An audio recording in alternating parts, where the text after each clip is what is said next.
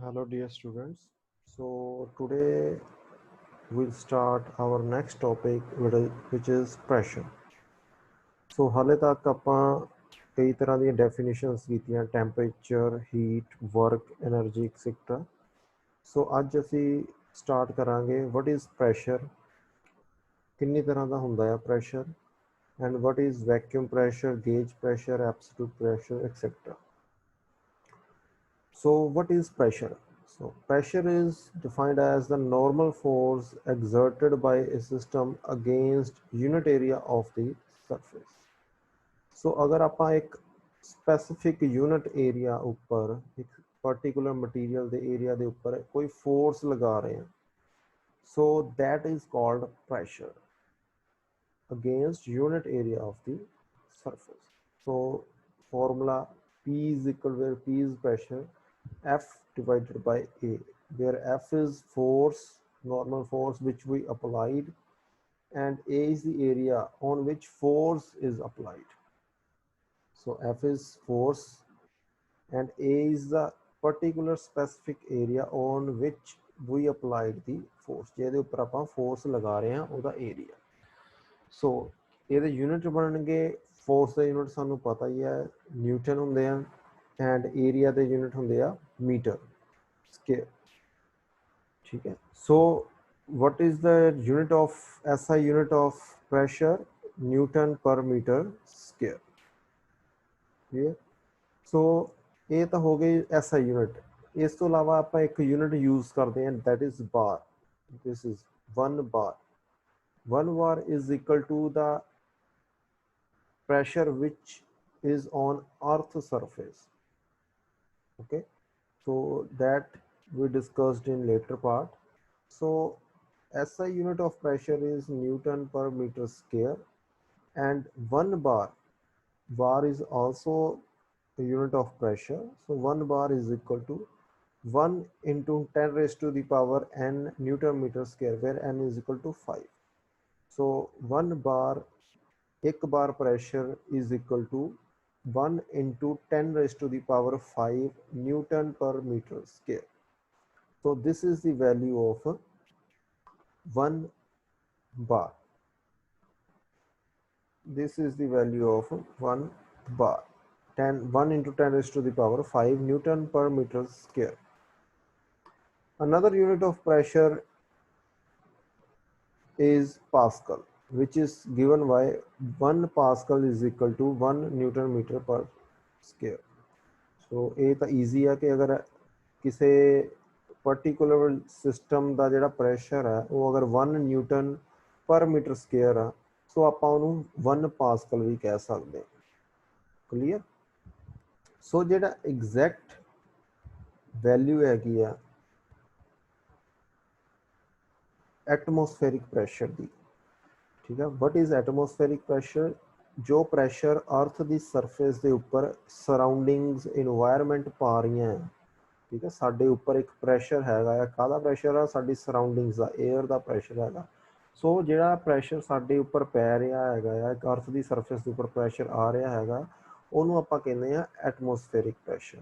ठीक है। So 1 atmospheric pressure is equal to this much value. So approximately 1 bar या 1 pascal एक kilo pascal आप कह दें कि साढ़े उपर जो प्रैशर अर्थ की सरफेस से है, दैट इज़ 1 बार। तो वैल्यू तुहाडे सामने है। सो ये एक आप अप्रोक्सीमेटली 1 बार कह देंगे। सो एग्जैक्ट वैल्यू है that is 1.01325 bar.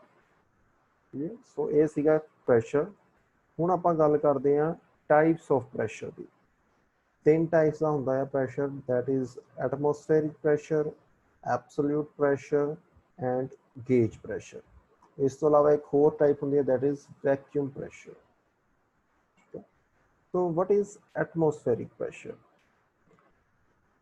It is pressure exerted by the air on the surface of earth। The standard value of pressure is at sea level is 760 mm of mercury or 1.01325 bar। So atmospheric pressure की है जो environment, air, जिन्नियां भी gases आ साडे उपर एक environment अर्थ की surface तो उपर एक इन्वायरमेंट है जिहदे गैसेस आ डिफरेंट टाइप दियां साडा इन्वायरमेंट हैगा सराउंडिंग्स हैगियां सो अर्थ की सरफेस के उपर एक पर्टिकुलर प्रैशर पा रही हैं सो प्रैशर की वैल्यू कितनी है दैट इज़ 1.01325 बार और सिंपली यू कैन से 1 बार सो एक बार प्रैशर आप कंसीडर करते हैं कि अर्थ की सरफेस के उपर हुंदा है so that pressure is called atmospheric pressure जो एटमोसफेयर अर्थ की सरफेस के उपर पा रहा है clear so second is absolute pressure absolute pressure is defined as the pressure acting on surface due to the interaction of fluid particle amongst themselves. Such a condition occur at perfect vacuum. Pressure measured with respect to vacuum or zero pressure is known as absolute pressure. It is pressure measured from the vacuum pressure. So simply absolute pressure की है कि अगर आप vacuum की गल करिए for example अगर आप अर्थ की सरफेस तो अर्थ की ग्रैविटी तो स्पेस के चल जाते हैं तो उत्थे वैक्यूम है बिल्कुल जीरो वैक्यूम है उत्थे सो उस पॉइंट तो अगर कोई आप प्रैशर मेजर करते हैं सो उस प्रैशर को कहते हैं एब्सोल्यूट प्रैशर एब्सोल्यूट जीरो तो आप अगर शुरू करते हैं तो एक वैल्यू पर्टिकुलर वैल्यू तक मेजर करते हैं दैट इज़ एब्सोल्यूट प्रैशर क्यों होंदा है interaction of fluid particles among them जिस तरह अगर आप गिलास फिल करिए गिलास के एक पर्टिकुलर लैवल के उपर कुछ अगर वाटर देखे जाए तो करव की फॉर्म के एटमोसफेयर उन्होंने फ्लूइड पार्टिकल्स की इंटरैक्शन करके उत्थे प्लेसड रहते हैं ठीक है सो एटमोसफेरिक प्रैशर एब्सोल्यूट प्रैशर की है जो प्रैशर एब्सोल्यूट जीरो वैक्यूम तो मेजर किया जाए that is absolute pressure exact किस तरह होएगा ये तुहानू मैं डायग्राम दे विच समझाना है so third is gauge pressure gauge pressure की है सिंपल लैंग्वेज दे विच कहिए तो जो प्रैशर आप किसी गेज के नाल मेजर कर रहे हैं ठीक है फॉर एग्जाम्पल आप टायर दे विच एयर फिल करवाने हैं इन्फ्लेशन करते हैं टायर की सो उन्होंने आप मेजर करते हैं टायर इन्फ्लेशन गेज के नाल ठीक है एक गेज तुसीं देखिया होना है अगर आप एयर फिल कराने हैं टायर्स दे विच सो गेज की शो करती है सानू कि इस टाइम टायर दे विच कितना प्रैशर आ सो उस गेज का जो बेस है दैट इज़ एटमोसफेरिक प्रैशर क्योंकि आप अर्थ के उपर हाँ सो आप जीरो मान के चलते हैं वैसे वो वैल्यू हैगी 1 बार सो आप उस 1 बार जो एटमोसफेरिक प्रैशर है उन्होंने बेस मान के चलते हैं उस तो उपर जोड़े आप प्रैशर मेजर करते हैं with the help of any gauge that is called gauge pressure clear so आ डायग्राम दे विच तुसीं देख सकते हो this is absolute zero pressure.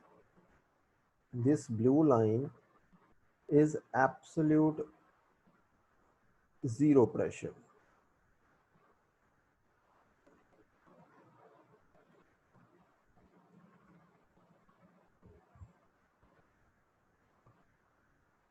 So this is absolute zero pressure line.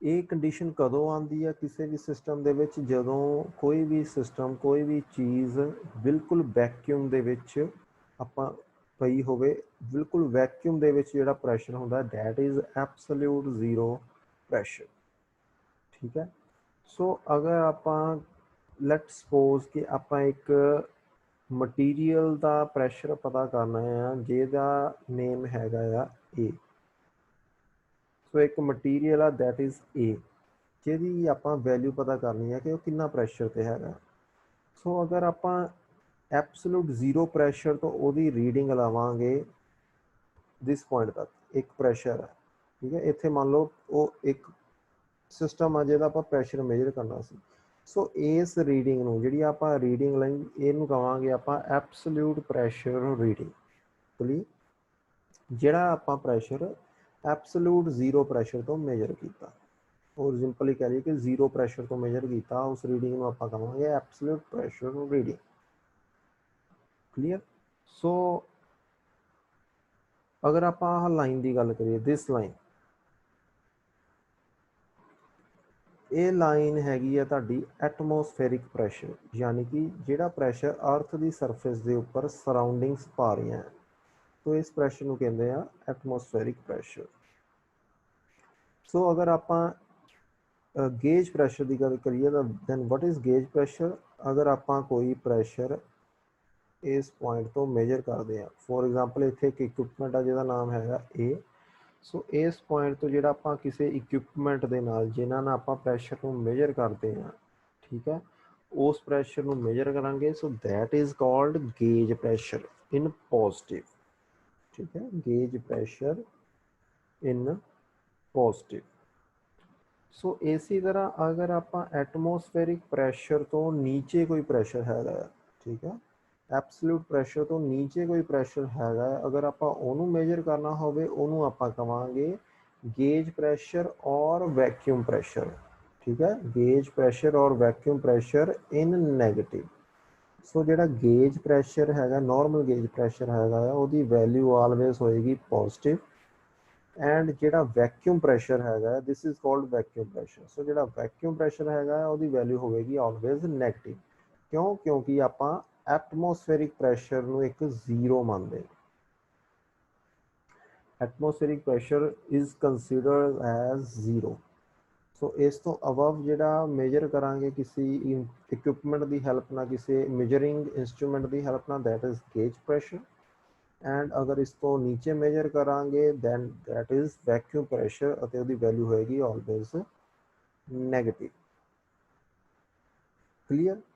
सो एक सारी तरह की प्रैशर की एक ओवरव्यू सीगा कि what is gauge pressure, what is atmospheric pressure and what is absolute pressure. Clear? So total 4 तरह का प्रैशर आप स्टडी किया। एटमोसफेरिक प्रैशर विच इज़ जो सरफेस एक अर्थ की सरफेस में आप अगर जीरो मान लें, ठीक है, उसके उपर जिन्ना भी आले दुआले का इन्वायरमेंट है वो प्रैशर पा रहा है, वो प्रैशर किहदे करके है, वो हैगा एयर के करके, ठीक है, या साडे इन्वायरमेंट के करके। वो प्रैशर हुंदा है एटमोसफेरिक प्रैशर, उसकी वैल्यू हुंदी है 1 बार। एब्सोल्यूट प्रैशर की हुंदा है, अगर आप गल करिए वैक्यूम की, जिथे कोई भी हवा कुछ भी नहीं है, बिल्कुल वैक्यूम आ लाइक स्पेस, उस पॉइंट तो अगर आप प्रैशर मेजर करना स्टार्ट करिए तो ਉਹਨੂੰ ਆਪਾਂ ਉਸ ਪ੍ਰੈਸ਼ਰ ਨੂੰ ਕਹਿੰਦੇ ਆ ਐਬਸੋਲੂਟ ਪ੍ਰੈਸ਼ਰ। ਐਂਡ ਥਰਡ ਸੀਗਾ ਗੇਜ ਪ੍ਰੈਸ਼ਰ, ਜਿਹੜਾ ਪ੍ਰੈਸ਼ਰ ਆਪਾਂ with the help of any instrument, ਕਿਸੇ ਇੰਸਟਰੂਮੈਂਟ ਦੀ ਹੈਲਪ ਨਾਲ ਆਪਾਂ ਪ੍ਰੈਸ਼ਰ ਮੇਜਰ ਕਰਦੇ ਆ ਉਹਨੂੰ ਕਹਿੰਦੇ ਆ ਗੇਜ ਪ੍ਰੈਸ਼ਰ। ਅਗਰ ਤਾਂ ਇਹ ਪ੍ਰੈਸ਼ਰ ਪੋਜ਼ਿਟਿਵ ਆ ਗੇਜ ਪ੍ਰੈਸ਼ਰ, ਠੀਕ ਹੈ, ਉਹਦਾ ਮੀਨਿੰਗ ਇਹ ਹੈ ਕਿ ਜੋ ਪ੍ਰੈਸ਼ਰ ਆ ਉਹ ਐਟਮੋਸਫੇਰਿਕ ਪ੍ਰੈਸ਼ਰ ਤੋਂ ਜ਼ਿਆਦਾ ਆ। ਲਾਈਕ अगर कोई ये गेज प्रैशर के वैल्यू आती है लैट्स सपोज 10 बार, 10 बार या 10 पास्कल वैल्यू आती है, सो यदा मतलब आ कि वह पॉजिटिव वैल्यू आ। इसी तरह अगर आप किते रीड करिए -2 बार, -2 पास्कल, सो यदा मीनिंग आ कि that is not gauge pressure, that is और गेज प्रैशर और वैक्यूम प्रैशर, ठीक है। एटमोसफेरिक प्रैशर तो जी नीचे प्रैशर हैगा वो कदों होएगा, जो आप वैक्यूम क्रिएट करांगे, ठीक है। बिल्कुल जो 100% वैक्यूम क्रिएट हो जाएगा वो जोड़ा एक वैल्यू आएगी that is absolute zero pressure value, ठीक। सो ये सीगा तुहाडा टॉपिक अज दा, pressure and different types of pressure. So इस तो बाद तुहाडा सिर्फ एक टॉपिक रह गया that is temperature. What is Celsius, what is Fahrenheit, types of measuring system of temperature and enthalpy, and last topic है that zeroth law of thermodynamics। सो ये टॉपिक ਆਪਾਂ दोनों करांगे नैक्सट लैक्चर ਦੇ ਵਿੱਚ। तो अगर किसी ਨੂੰ भी कोई डाउट होए अपना नोट डाउन करके रख लियो। सो कल ਆਪਾਂ सारे डाउट्स एक बार क्लीयर करांगे। Thank you.